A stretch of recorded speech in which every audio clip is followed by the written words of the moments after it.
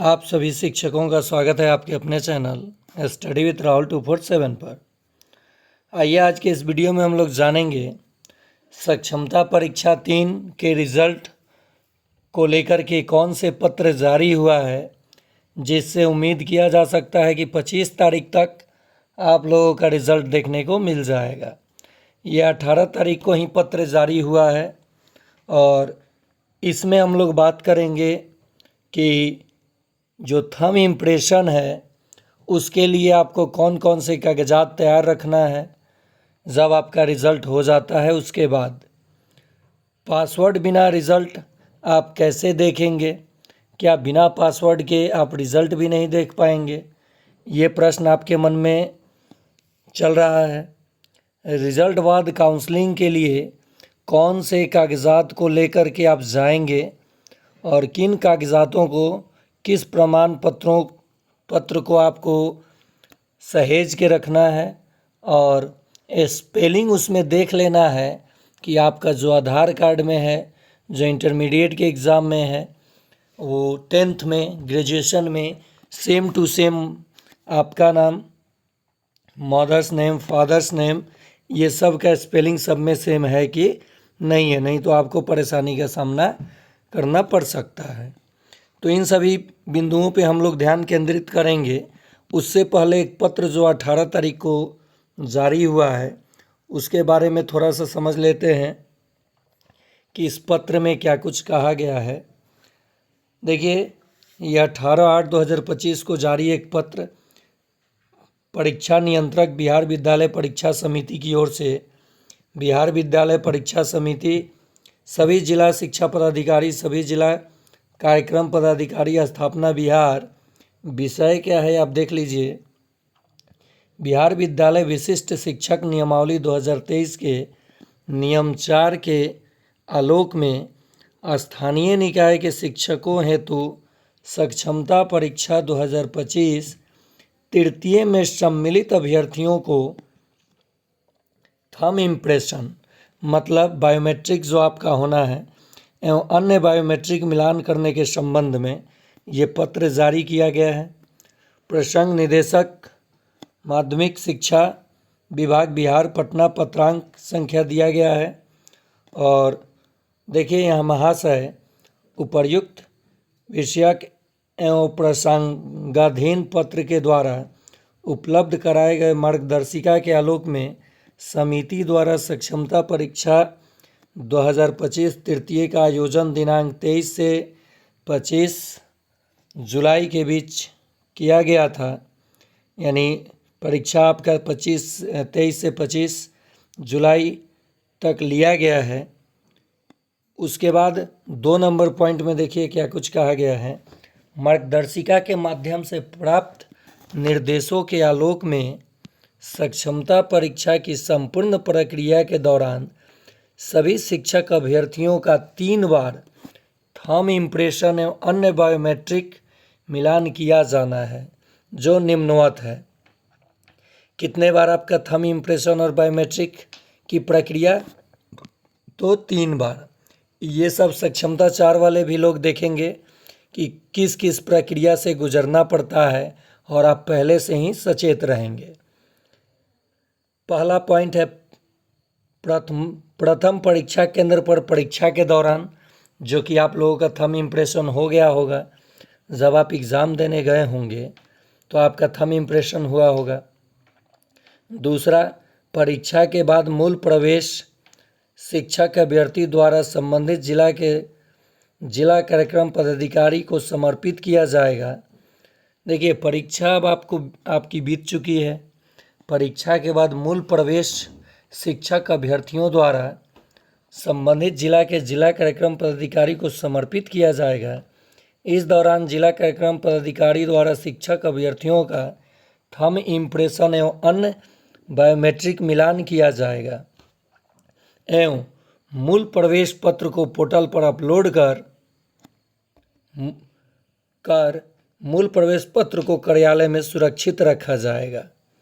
देखिए, पोर्टल पर अपलोड करके मूल प्रवेश पत्र का मतलब हुआ आपका एडमिट कार्ड, जो जिस पे जिला का साइन है आपको मिला था, परीक्षा के बाद मूल प्रवेश शिक्षक अभ्यर्थी द्वारा संबंधित जिला के जिला कार्यक्रम पदाधिकारी को समर्पित किया जाएगा। इस दौरान जिला कार्यक्रम पदाधिकारी द्वारा शिक्षक अभ्यर्थियों का थंब इम्प्रेशन एवं अन्य बायोमेट्रिक मिलान किया जाएगा एवं मूल प्रवेश पत्र को पोर्टल पर अपलोड कर मूल प्रवेश पत्र को कार्यालय में सुरक्षित रखा जाएगा। सक्षमता परीक्षा उत्तीर्णता के पश्चात सभी उत्तीर्ण अभ्यर्थियों की काउंसलिंग होगी, जिसके तीसरे नंबर में देखिए ये दूसरे नंबर बायोमेट्रिक हो जाएगा आपका, और तीसरे नंबर पे यदि आप उत्तीर्ण होते हैं यानी पास होते हैं जब आप, तो तीसरे बार बायोमेट्रिक में आपका क्या होगा, सक्षमता परीक्षा उत्तीर्णता के पश्चात सभी उत्तीर्ण अभ्यर्थियों की काउंसलिंग होगी, जिसमें उनके प्रमाण पत्रों की जांच की जाएगी तथा थंब इम्प्रेशन एवं बायोमेट्रिक मिलान किया जाएगा। यानी जैसे आप पास होते हैं तो आपकी काउंसलिंग के समय कागजातों की जांच होगी, शैक्षणिक और जो आप ये ट्रेनिंग लिए हैं उसका डॉक्यूमेंट। तो अब उस डॉक्यूमेंट में कौन कौन से डॉक्यूमेंट आपको रेडी रखना है, और उसके आगे देख लीजिए, विभागीय निर्देशानुसार थंब इम्प्रेशन एवं बायोमेट्रिक मिलान कार्य बिहार विद्यालय परीक्षा समिति की चयनित agency messrs innovative India private limited के द्वारा 2 मशीन ऑपरेटर सहित 2 दिनों के लिए दिनांक 25/8/2025 से सभी जिला शिक्षा पदाधिकारी कार्यालय को उपलब्ध कराया जा रहा है। यानी देखिए 25/8/2025 से सभी जिला में शिक्षा पदाधिकारियों को कार्यालय में उपलब्ध कराया जाएगा बायोमेट्रिक मशीन, और इस थंब इम्प्रेशन के लिए और इनोवेटिव इंडिया प्राइवेट लिमिटेड के तहत 2 मशीन दिया जाएगा। इसका मतलब है कि रिज़ल्ट इस महीने के आखिरी तक आपको देखने को मिल सकता है। और थंब इम्प्रेशन के समय मैं बात करूंगा, अब ये तो हो गया पत्र के बारे में कि कितने बार आपको बायोमेट्रिक कराना है, तो एक परीक्षा के समय हो गया। और मूल प्रवेश पत्र आप बिल्कुल संभाल के रखें, जिस पे जिला के शिक्षा पदाधिकारी का साइन है, मुहर है, उसको बिल्कुल आप इधर उधर ना करेंगे। वो अगर गुम होता है तो आपको परेशानी का सामना करना पड़ेगा, एफिडेविट बनवाना पड़ेगा, फिर जा कर के आपका काउंसलिंग होगा। और काउंसलिंग में कोई भी डॉक्यूमेंट अगर आपका गड़बड़ होता है तो आपको परेशानी का सामना करना पड़ सकता है। अब रहा बात काउंसलिंग के समय आप किस कागजातों को लेकर जाएंगे, तो जो आवेदन करते समय जब आपने सक्षमता के लिए आवेदन किया था उस समय जो भी डॉक्यूमेंट आपने अपलोड किया था, पहले तो उस डॉक्यूमेंट का जिरॉक्स और ओरिजिनल आप एक जगह इकट्ठा करके फाइल बना लेंगे, जो भी आपने अपलोड किया है आवेदन करते समय। उसके बाद निवास और जाति, साथ ही साथ आधार कार्ड, इन सभी का 2 सेट में आप क्या करेंगे, जिरॉक्स और ओरिजिनल रख लेंगे।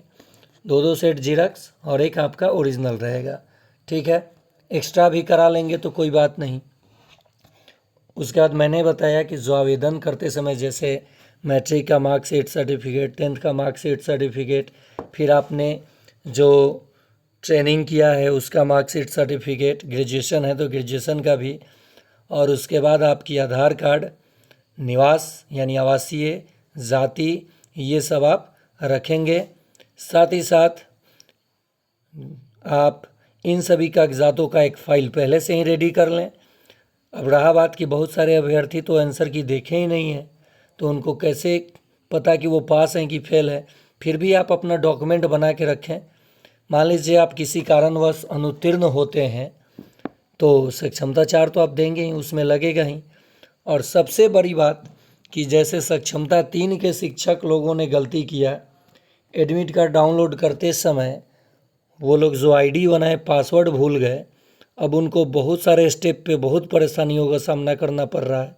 तो सक्षमता 4 में जो भी चीज़ें हैं आप आवेदन करते हैं या फिर पासवर्ड बनवाते हैं, ईमेल आईडी सही से दीजिएगा। देखिए अगला अगर गलती करता है तो उससे कुछ सीख लेनी चाहिए, और आप लोगों के पास ये अपॉर्चुनिटी है कि आगे बहुत सारे लोग सक्षमता दे चुके हैं, बहुत सारा मिस्टेक हुआ जिसमें आपको सीखने का मौका मिल चुका है। और जो भी किसी कारण से आपका मार्क्स कम आया है, आपने मेहनत कम किया या कुछ और प्रॉब्लम था, तो सक्षमता 4 की तैयारी इस चैनल पे शुरू कराई जा चुकी है 100% सफलता की गारंटी के साथ, वो भी फ्री ऑफ कॉस्ट। मैंने एक ग्रुप बना रखा है, जो भी वीडियो अपलोड करूँगा, तुक्का हो, बेसिक से सिखाऊंगा, वो सब आप ग्रुप में शेयर कर दूंगा, आप लोग देख सकते हैं। और ग्रुप में ज्वाइन करने के लिए आप 9771170644 पर मैसेज कर सकते हैं, आपको ग्रुप में ऐड कर दिया जाएगा। ये चीज़ तो आप समझ गए होंगे। साथ ही साथ मैं बता दूं कि 2-3 नंबर से जो शिक्षक अनुत्तीर्ण हो रहे हैं, उम्मीद है कि वो लोग पास हो जाएं। जो लोग चैलेंज किए हैं, अगर उनका उत्तर सही है, बिहार बोर्ड का उत्तर गलत है, तो आपका मार्क्स निश्चित बढ़ेगा, ये भी जान लीजिए। और जो शिक्षक साथी सक्षमता 3 दिए हैं और उनका मार्क्स कम आ रहा है या उनको लग रहा है कि हम अनुत्तीर्ण हो जाएंगे, तो सोच रहे हैं कि 4 तो भरा जा चुका है, अब हम कैसे 4 भरेंगे। नोटिफिकेशन में मैं पहले ही बता चुका था कि सक्षमता 4 को आप आवेदन नहीं करेंगे, जैसे रिज़ल्ट जारी होगा आप अनुत्तीर्ण होंगे तो केवल आप फी जमा करेंगे और आप एग्ज़ाम में अपीयर हो जाएंगे। तो ये रहा आप लोगों के लिए कुछ इन्फॉर्मेशन जो कि बिहार बोर्ड शिक्षा विभाग, बिहार बोर्ड परीक्षा समिति की, बिहार विद्यालय परीक्षा समिति की ओर से एक पत्र जारी किया गया, जिससे ये उम्मीद किया जा सकता है कि रिज़ल्ट इस महीने के आखिरी तक देखने को आपको मिल जाए। और थंब इम्प्रेशन कुल 3 बार आपका होना है। और सबसे ज़्यादा ज़रूरी है कि आपको मूल प्रवेश पत्र यानी ओरिजिनल एडमिट कार्ड को संभाल के रखना है। वो अगर गुम होता है पासवर्ड की तरह, तब आपको बहुत सारी परेशानियों का सामना करना पड़ेगा। साथ ही साथ अपने डॉक्यूमेंट में मिलान कर लें, मदर्स नेम, फादर्स नेम, सभी डॉक्यूमेंट में एक समान स्पेलिंग है कि नहीं है। तो ये रहा इन्फॉर्मेशन। आज के लिए इतना ही, धन्यवाद।